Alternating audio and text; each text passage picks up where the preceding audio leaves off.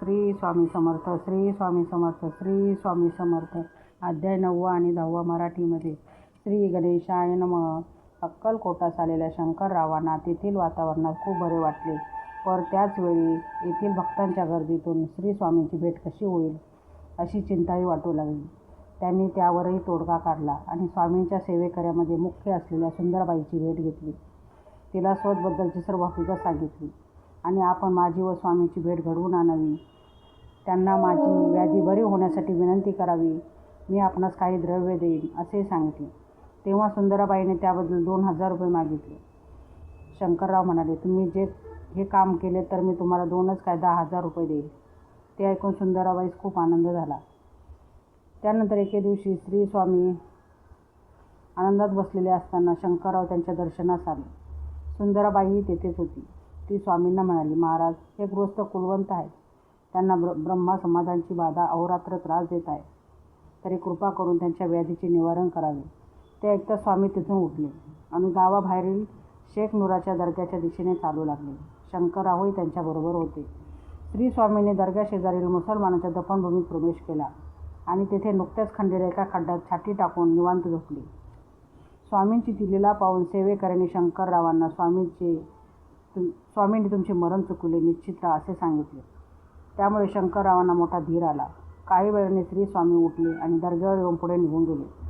त्यानंतर काही दिवसांनी शंकरराव श्रीच्या दर्शनास गेले असता स्वामींनी त्यांना कडुनिंबाच्या पानाबरोबर मिरीचे 10 दाणे या प्रमाणात औषध वाटून खा, ब्रह्मासंबंध निघून जाईल असे सांगितले. त्याप्रमाणे त्यांनी औषध घेण्यास सुरुवात केली.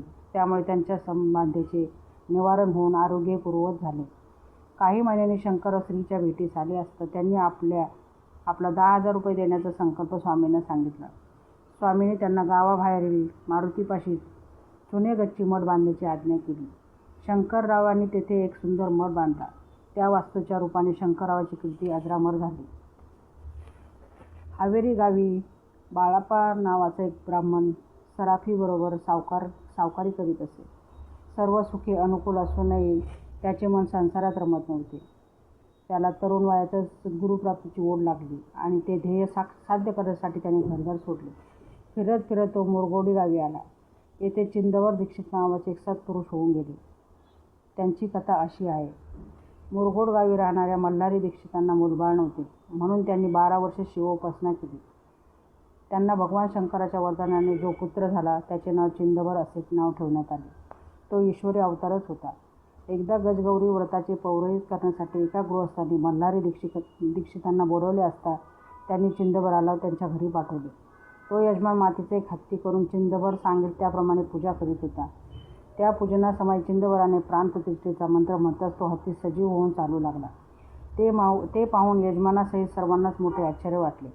प्रौढपणी चिंदवर दीक्षिताने अनेक यज्ञ याग केले. एक यज्ञ समारंभात ब्राह्मण भोजनास बसले असताना वाढप्याने दीक्षितांना खूप संतापल्याचे सांगितले. तेथे पाण्याने भरलेली काही भांडी होती. त्यांनी या भांड्याच्या स्वहस्ते स्पर्श केला तर काय आश्चर्य, ती सर्व भांडी साजूक तुपाने भरून गेली. पुण्यातील बाजीराव पेशव्यांना एकदा चिंदवर दीक्षिताचे दर्शन घेण्याची इच्छा झाली. त्यांच्या कारकिर्दीत न्याय, नीती, धर्म या गोष्टी पाळल्या जात नव्हत्या, म्हणून प्रजा त्रासली होती.